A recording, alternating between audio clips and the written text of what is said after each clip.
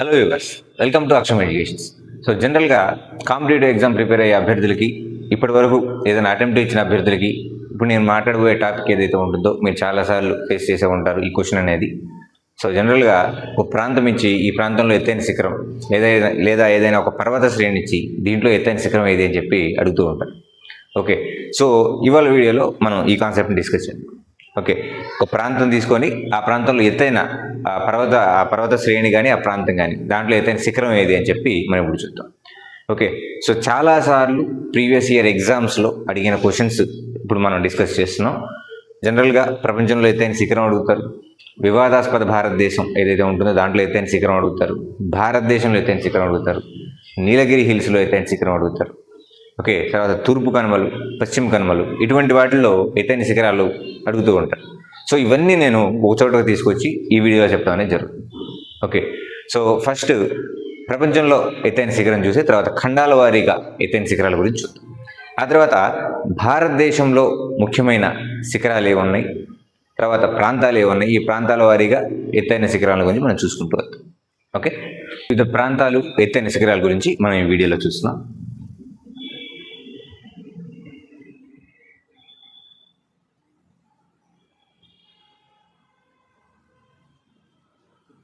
So మనం ప్రపంచం మొత్తం తీసుకుంటే ప్రపంచంలోనే అత్యంత ఎత్తైన శిఖరం ఎవరెస్ట్ శిఖరం. So world Everest. మరి ఆసియా ఖండంలో చూసుకున్నా కానీ సో ప్రపంచంలోనే ఎత్తైందంటే ఇది ఆసియా ఖండంలోనే ఉంది కాబట్టి ఆసియా ఖండానికి సంబంధించింది కూడా ఎత్తైన శిఖరం ఏది అంటే ఎవరెస్ట్ శిఖరం అని నేను చెప్పొచ్చు. ఓకే, నెక్స్ట్ నార్త్ అమెరికా, ఉత్తర అమెరికా గురించి మనం చూసినట్లయితే మెకిన్లీ శిఖరం ఉత్తర అమెరికాలో అత్యంత ఎత్తైన శిఖరం అని చెప్పచ్చు. నెక్స్ట్ సౌత్ అమెరికా, దక్షిణ అమెరికా గురించి చూస్తే అకున్కాగ్వా ఈ శిఖరం అనేది ఎత్తైన శిఖరం అని చెప్పచ్చు. నెక్స్ట్ ఆఫ్రికా, కిలిమంజారో, ఆఫ్రికాలో ఎత్తైన శిఖరం కిలిమంజారో అని చెప్పచ్చు. నెక్స్ట్ ఆస్ట్రేలియా చూసినట్లయితే కోషియాస్కో,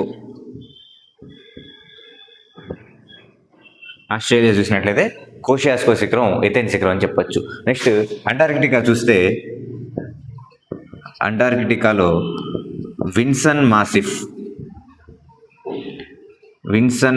శిఖరం ఎత్తైన శిఖరం. సో ఇది ప్రపంచంలో ఉన్నటువంటి ఖండాలు, వాటిలో ఉన్నటువంటి ఎత్తైన శిఖరాల గురించి మనం ఇక్కడ చూడటం అనేది జరిగింది. అలానే ఇక్కడ యూరోప్ చూస్తే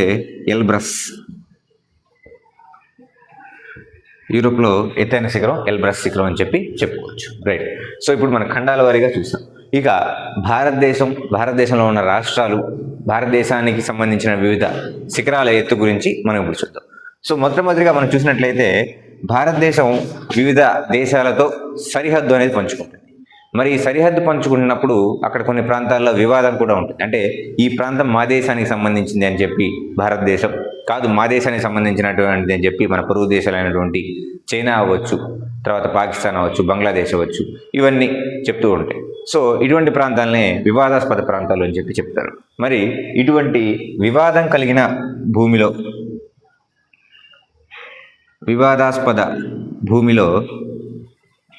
అత్యంత ఎత్తైన శిఖరం K2 శిఖరం.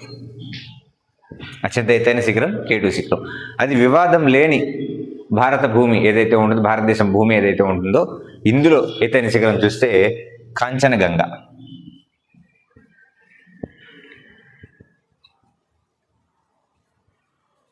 వివాదం లేని భారతదేశంలోని ఎత్తైన భూమి ఏదంటే కాంచనగంగా అని చెప్పొచ్చు. ఇక అక్కడి నుంచి మనం హిమాలయాల దగ్గరికి వస్తే ఈస్ట్ హిమాలయాస్లో సారామతి శిఖరం ఎత్తైనది. ఈస్ట్ హిమాలయాలు, తూర్పు హిమాలయాలు అంటాం. ఈ తూర్పు హిమాలయాల్లో సారామతి శిఖరం అత్యంత ఎత్తైన శిఖరం అని చెప్పి చెప్పుకోవచ్చు. ఇక ఆ తర్వాత మధ్య భారతదేశానికి వస్తే మనకి ఇక్కడ ఆరావళి, వింధ్య పర్వతాలు ఇవన్నీ ఉంటాయి. మరి ఆరావళి పర్వత శ్రేణిలో ఎత్తైన శిఖరం ఏది అంటే గురు శిఖర్.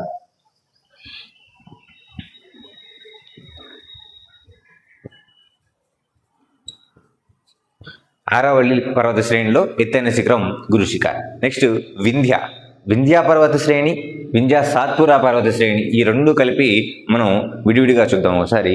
మరి వింధ్య పర్వత శ్రేణి, అలానే వింధ్య అండ్ సాత్పురా.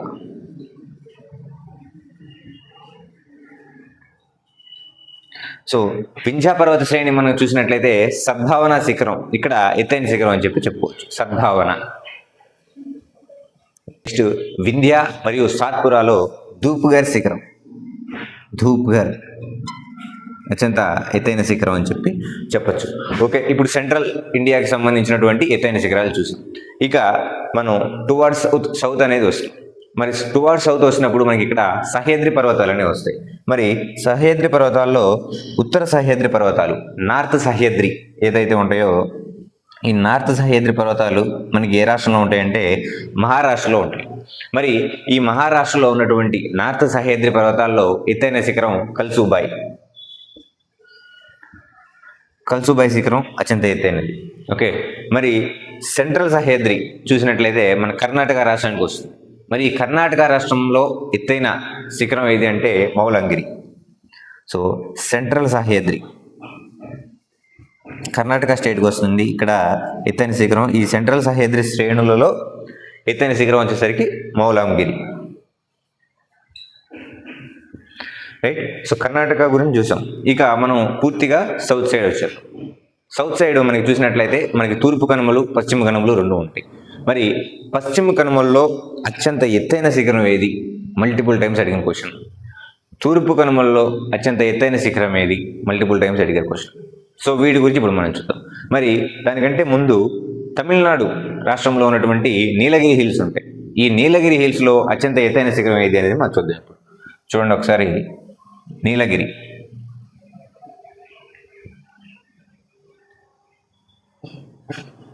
నీలగిరి హిల్స్లో దొడబెట్ట పీక్ అనేది నీలగిరి హిల్స్లో అత్యంత ఎత్తైన శిఖరం అని చెప్పుకోవచ్చు.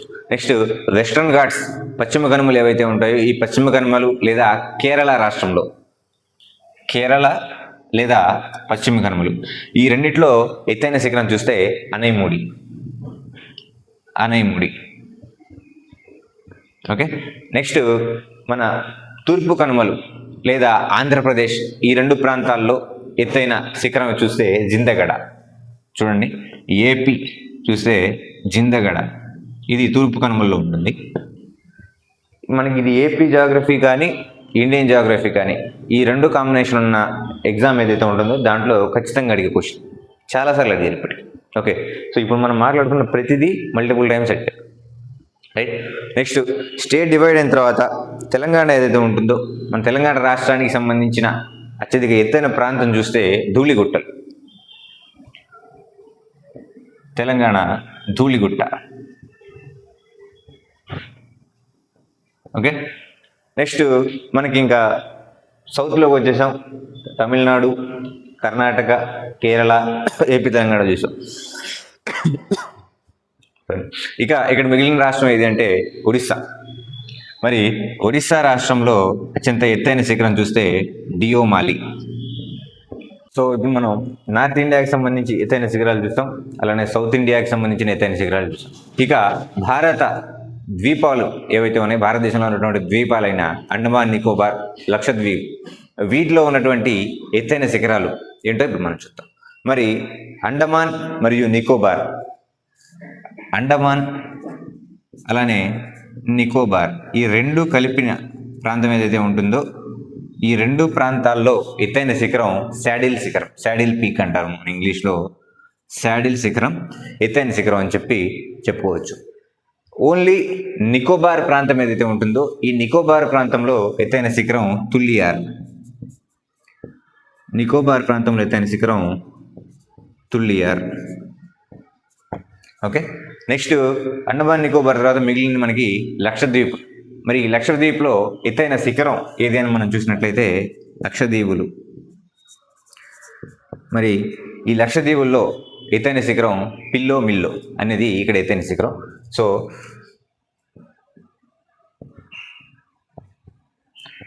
సో ఇది మనకి భారతదేశానికి అలానే ప్రపంచం మొత్తం మీద ఎత్తైన శిఖరాలకు సంబంధించిన లిస్ట్. సో ప్రపంచం మొత్తం మీద ఎత్తైన శిఖరం చూస్తే ఎవరెస్ట్. అది ఆసియాలోనే ఎత్తైన శిఖరం అని కూడా చెప్పొచ్చు. నెక్స్ట్ నార్త్ అమెరికాలో మెకెన్లీ, సౌత్ అమెరికాలో అకుంకాగ్వా, అలానే మనం ఆఫ్రికా చూసినట్టయితే కిలిమంజారో, ఆస్ట్రేలియాలో కోషియాస్కో శ్రేణిలో ఉన్నటువంటి శిఖరం, కోషియాస్కో శిఖరం ఏదైతే ఉంటుందో ఇది ఎత్తైన శిఖరం అని చెప్పొచ్చు. నెక్స్ట్ అంటార్కిటికాలో విన్సన్ మాసిఫ్, నెక్స్ట్ యూరోప్లో ఎల్బ్రస్ శిఖరం అనేది అత్యంత ఎత్తైన శిఖరం అని చెప్పచ్చు. తర్వాత వివాదాస్పద భారతదేశం ఏదైతే ఉంటుందో, అంటే వేరే దేశాలతో బార్డర్ పంచుకుంటున్న ప్రాంతం ఏదైతే ఉంటుందో ఈ ప్రాంతంలో ఎత్తైన శిఖరం K2. మరి వివాదం లేని భారతదేశంలో కాంచనగంగ. ఓకే, ఈస్టర్న్ హిమాలయాస్, తూర్పు హిమాలయాల్లో సారామతి శిఖరం పెద్దది, అరావళిలో గురు శిఖర్. నెక్స్ట్ వింధ్య పర్వత శ్రేణిలో సద్భావన, బోత్ వింధ్య అండ్ సాత్పురా కలిపితే అక్కడ ధూప్గర్ శిఖరం పెద్దది. నెక్స్ట్ నార్త్ సహ్యాద్రిలో మహారాష్ట్రలోని కల్సుబాయ్ శిఖరం పెద్దది, అలానే సెంట్రల్ సహ్యాద్రిలో కర్ణాటకలోని మౌలంగిరి శిఖరం అనేది పెద్దది అని చెప్పచ్చు. ఆంధ్రప్రదేశ్లో మనం చూసినట్లయితే జిందగడ, అలానే నీలగిరి పర్వత శ్రేణిలో దొడబెట్ట, వెస్ట్రన్ ఘాట్స్లో అనయముడి శిఖరం అత్యంత పెద్దది అని చెప్పొచ్చు. నెక్స్ట్ తెలంగాణ రాష్ట్రంలో ధూళిగుట్టలు అత్యంత పెద్దదైన శిఖరం అని చెప్పొచ్చు. నెక్స్ట్ ఒడిశాలో డియోమాలి. ఇంకా అండమాన్ నికోబార్ మనం చూసినట్లయితే అండమాన్ నికోబార్లో శాడిల్, ఓన్లీ నికోబార్ తీసుకుంటే తులియార్ శిఖరం, లక్షద్వీపుల్లో విల్లో మిల్ల శిఖరం పెద్దదని చెప్పొచ్చు. సో వీటి నుంచి మనకి క్వశ్చన్ అనేది ఎట్లా పడుతుంది అంటే, సో చూడండి, తూర్పు కనుమల్లో అత్యంత ఎత్తైన శిఖరం అని చెప్పి క్వశ్చన్ అనేది అడగడం జరిగింది లాస్ట్ ఎగ్జామ్స్లో. మరి ఈ శిఖరం పేరు గురించి అడుగుతారు, దాని ఎత్తు గురించి అడగచ్చు, లేదా ఇది ప్రస్తుతానికి మారిన జిల్లాల్లో ఏ జిల్లాలో ఉంది అని చెప్పి క్వశ్చన్ అనేది అడుగుతారు. నెక్స్ట్ భారతదేశంలో అత్యంత పెద్దదైన శిఖరం, అందరూ K2 అని పెడతారు, కానీ ఇది కాంచనగంగ. ఓకే, సో రీసెంట్గా చాలా ఎగ్జామ్స్లో ఈ రెండు ఆప్షన్స్ మనకి ఇస్తారు చెక్ చేయడానికి, అందరూ K2 అని పెట్టేస్తారు, కానీ కాంచనగంగ ఎత్తైన శిఖరం. ఓకే, సో ఎవరెస్ట్ వరల్డ్లో అత్యంత పెద్దదైన శిఖరం.